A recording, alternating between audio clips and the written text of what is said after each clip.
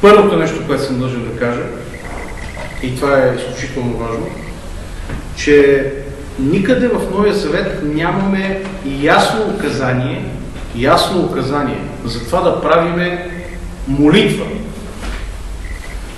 Някаква молитва. Няма никаква молитва, която да е дадена специално за покойниците.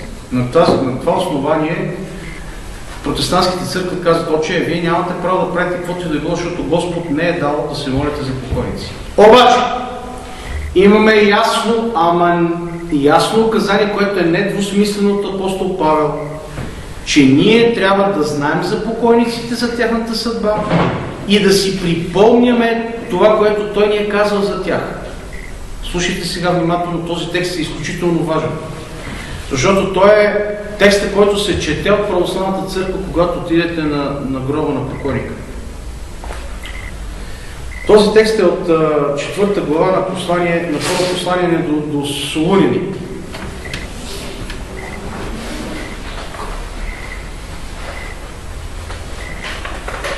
Аз ще ви го прочета цялата 4 глава, за да не смятате, че текстът е взет в някакъв да се чете в контекст, а просто да се види, че върви си по логика. И тъй, братя, молим ви и ви увещаваме в Христа Исуса, защото вие, след като научихте от нас както трябва да постъпвате и да угаждате на Бога, както постъпвате, повече да преуспявате. Повече да преуспявате в това. Да угаждате на Бога. Повече. Защото знаете какви заповеди дадахме от Господа Исуса. Знаете какви заповеди сме ви дали. Тази е волята Божия. Да бъдете осветени, да се въздържате от блудство. Всеки от вас да умее да запазва своята съд със светост и чест, а не в похотна страст, както езичниците, не знаещи Бога. И да не престъпничи и измамва в това нещо братата си, защото Господ отмъщава всичко това, както и по-преди ви говорихме и свидетелствахме. Значи, тук наставленията са по отношение на Божия закон. Спазвайте чистотата, телесна и духовна. Не правете зло един другиму, защото иначе Бог отвръща на този, който върши зло. Говорили сме и за това, знаете. Защото Бог не ни призва към нечистота, но към светост. И тъй, който отхвърля това, той отхвърля не човека, а Бога, който и даде своя Свети Дух в нас. А за братолюбие няма нужда да ви пишем. Забележете сега, минава към братолюбието. Значи от тук бяха закона и Бога. Сега говоря за братолюбието. Няма нужда, казва, да ви пишем. Защото вие сами сте научени от Бога да се обичате един други. Научени сте от Бог да се обичате един други. Защото те и постъпвате с всички братя по цяла Македония. Моля ви, братя, още повече да преуспявате. Значи вие наистина сте братолюбиви. И вашата любов е знайна за нас. Но ви моля още. Още и още и още, защото Бог е свет, а светостта е още и още и още. И усърдно да се стараете да живеете тихо, да си гледате работата и със собствените си ръце да работите, както ви заповядахме, за да се държите благоприлично към външните и да нямате нужда от никого. Идеално. Значи, разбирате се помежду си, да нямате нужда нещо да правите някакви щуроти и всичко да ви е нормално.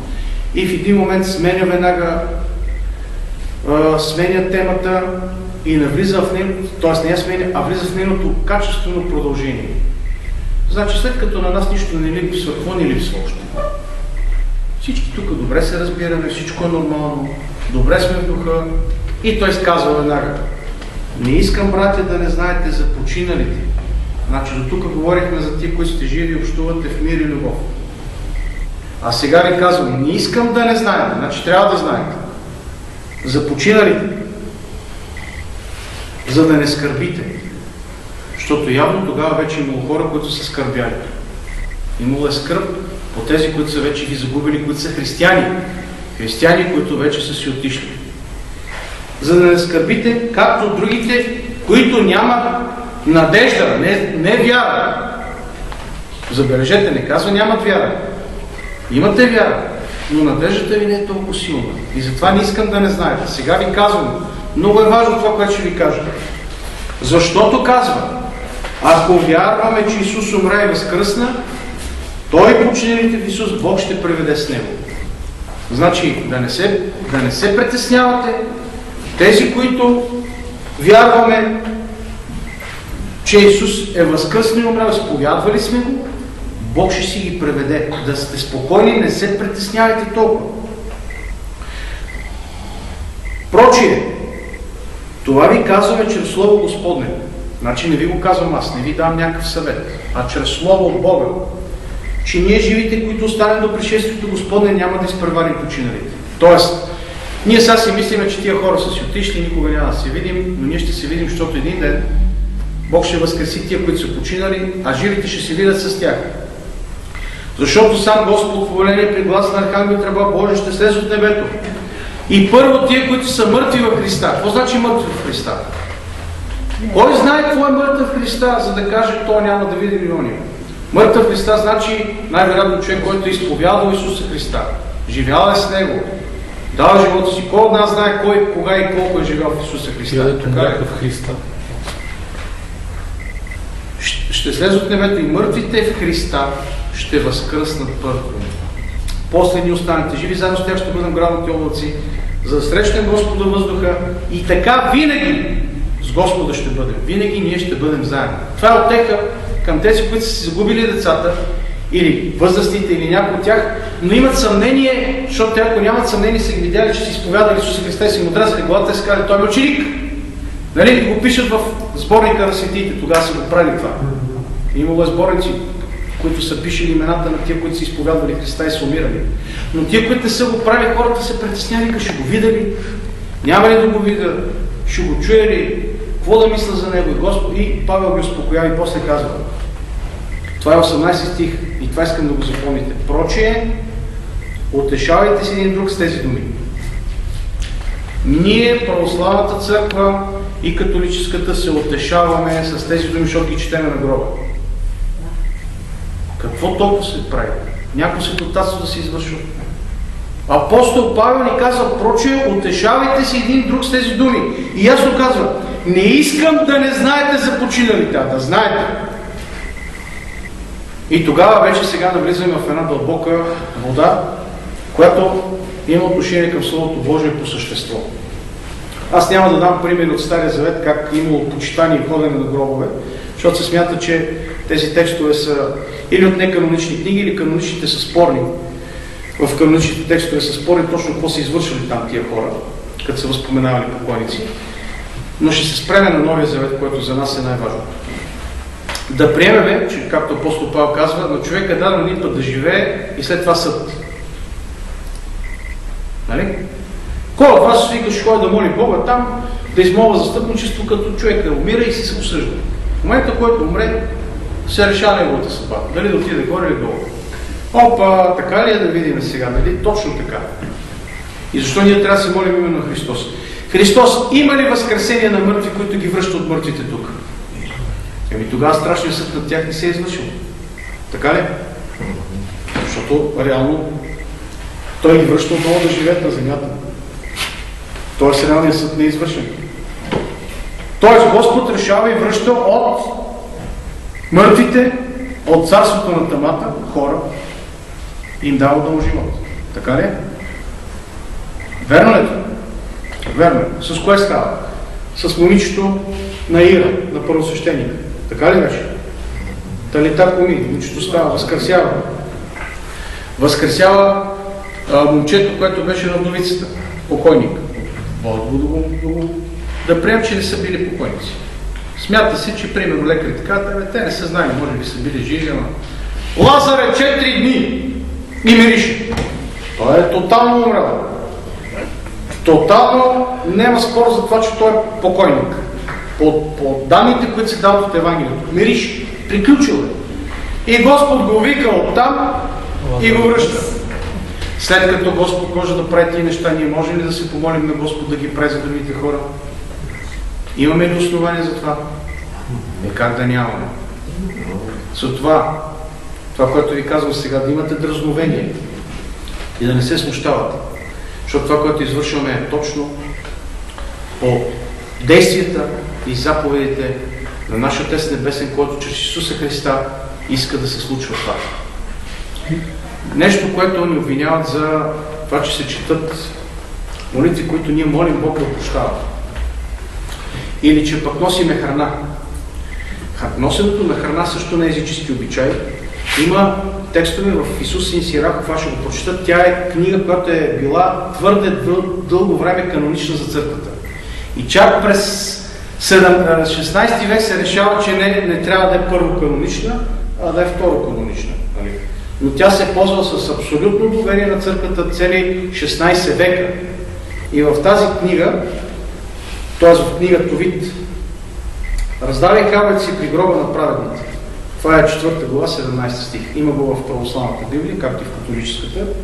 А в Премъдрост Син Сираков се казва 7 глава, 36 стих. Милост задаване да имаш към всеки живеещ, неумрелия не лишавай от милост. Сега, понеже тези книги все пак не са канонични, т.е. не са с супер, да ги наречем, авторитетност за старозаветната община и за евреите, аз ще дам друг пример и то е от Първа царства, 2 глава, 6 стих, който достатъчно ясно казва следното. Господ омъртвява и съживява, сваля в преизподнята и изважда. Господ омъртвява и съживява, сваля в преизподнята и изважда. Четете го този стих, намерете си го. Първо царства, 2 глава, 6 стих. В милостиня за умрелите явно се оказва в Библията, че имало милостиня за умрели.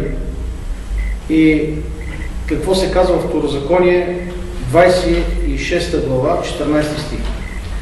В скръпта си не ядох от него, от десятъка, който, значи не съм го нарушил това. Нито отделих от него за нечиста потреба, защото има нечиста потреба, нито давах от него за умряло. Значи, вероятно имало практика да се дава за покойници. Този стих не оказва с пълна яснота какво се е правило, но все пак хвърля някаква светлина, че по това време, още древни времена, по време на написване на Второзаконие, се е вършило това нещо.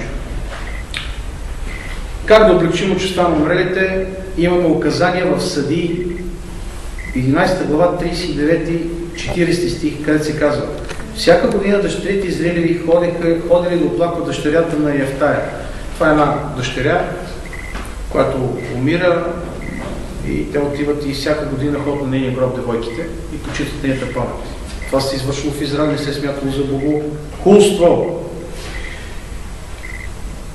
Взеха костите им в Царства, 31 стих, 12-13, взеха костите им, ги погребаха и постиха 7 дни.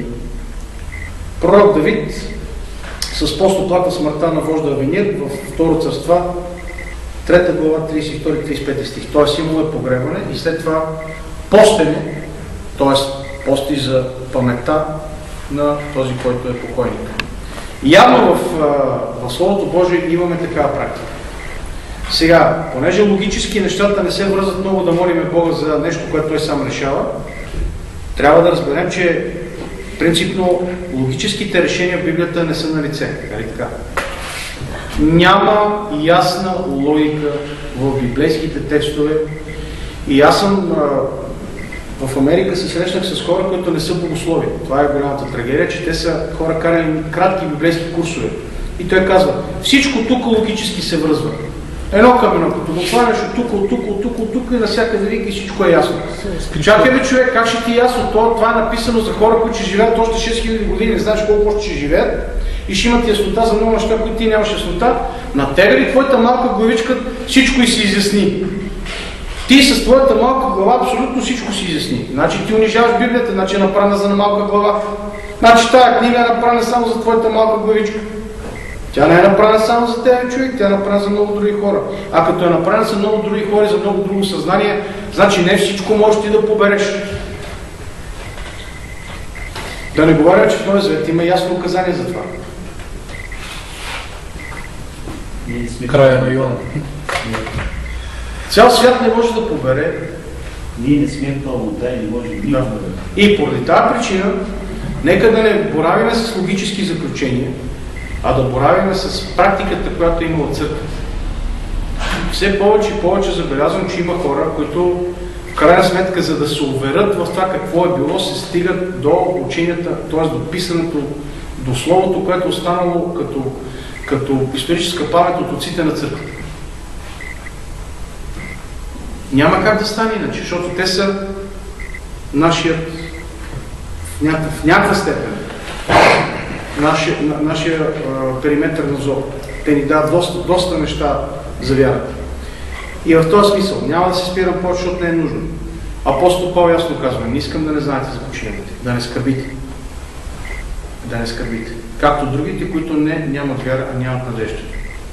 Защо, питам аз, голяма част от хората, които изпращат покойниците, не се интересуват или поне не си задават въпроса, аджиба, тази моята баба нещо почини, толкова обичаше Бога, при Бога ли или не? Знаете ли какво правят протестантите? Те дълбоко в себе си обявяват всички за светии, които познават. Това е факт. Аз съм коментирал с хора, сега викам, баба ми вика, беше светица. Баба ми вика, почина в пълно съзнание Светия Дух и тя вече пише в Царството Небесно. За нея няма съмнение. Дедо ми, баща ми, детето ми, примерно. Всичките ги вкарват, защото са от тяхното семейство или от тяхната група, всичките са вече горе поставени. Нямат съмнение. Защо ние тогава да имаме съмнение за това? Поради каква причина? Имам един брат, който не устоява вярата и викам, добре, той сега какво? Той е твой брат, дет си починал. Ами не знам. Като не искаш да знаеш, апостол Павел казва, не искам да не знаете за починал. Не искам да не знаете. Значи ти не знаеш, но аз ви казвам, не искам да не знаете. Ще знаете. И какво ще правите? Ще се молите, бе, хора. Ще се молите. Защото в тези измерения, които ние живеем тук, триизмерните, за Бога са какво? Само една малка част. Нищо в сравнение с това, което ни чака. И с тази радост, която ни предстои. И затова живея с дълбоката радост, че един ден Бог ще си преведе своите си. И това трябва да го вярваме всички и да го изповядваме. И да не си... И това, което искам да кажа. Като го вярваме, ще го изповядваме и тогава то ще бъде силно. Защото, нали, в Римляни 10 ли беше? Какво казваше? Дайте да го кажем, защото те обикновено го свързват само с така наречената катехизическа вяра. Т.е. вярата, която Бог е един, триединен, алилуя и така нататък. Но ти трябва да изповядаш това, което е вярата в твоя живот, която възкресява и която обновява. И какво се казва в 10.10? Понеже със сърце се вярва за оправдание. Вярвам в сърцето си, че той ще се спаси. Аз твърдо вярвам в това. И с уста се изповядва за спасение. Ми изповядайте го, бе. Кажете, Господи, искаме тия да се спасат. Колко си имали нужда от Тебе, Господи? Приживете техната лична отговорност, викат, те трябва да си поемат. Кое да си поемат? Ами колко невидни жертви има от войните? Кой ще ги поеме ти отговорност? Верно ли е това? Верно ли е, че има много невинни жертви? И от земетресения, и от... ние сме говорили за кулата, там за тези, дето са починали Исус Христос. Исус Христос казва, че не трябва да бъде хвърлено обвинение към тях. Колко невинни жертви има в света, които... Как да ги определиш ти? Ти трябва да си абсолютно курвосърдечен човек и абсолютно да не си с Исуса Христа, за да не мислиш за тях. Ами за тия, които са били в Исуса Христа и може би са го загубили в някакъв момент и си кажеш, Господи, мак, ти остави ли ги? Там печата стои на кръщението или помазанието на Светия Дух. Ти ще ги оставиш си тия, Господи. Кой ще го изповядва това? Да ги оставим тогава в пълно забвение тия неща. Тогава да оставим и много други неща, да ги оставим директно на Бога. И когато някой дойде при мен и каже, имам нужда да храня, аз да кажа, Бог да те благослови, отиди, Бог ще ти помогне. Апостол Павел ясно казва, като апостол Яков, брат Господен, като дойде такъв при тебе, нахрани го и го облечи. Нали така? А не да го пуснеш. Да. Същото е за всичко. За всичко в живота, защото за всичко сме отговорили. Защото Господ, за Него 1000 години са като един ден. Той е владетелен на вечността. И Него ще молим за всичко. И за тия, които ни предстои вечността. И казвам алилуя, радвам се, че има такава практика в Православната църква. За съжаление, никъде не видях и не чух това основание, което е от Новия Завет, което казва апостол Павел. Не искам, брата, да не знаете. Което ние го четем. То се чете на самата панахида. Не излезе Православната църква да го да каже, хора, това е наставление от апостол Павел. Правете го. За да не сте в скръб, а да бъдете активни в вярата по отношение на съдбата на тия души. Амин.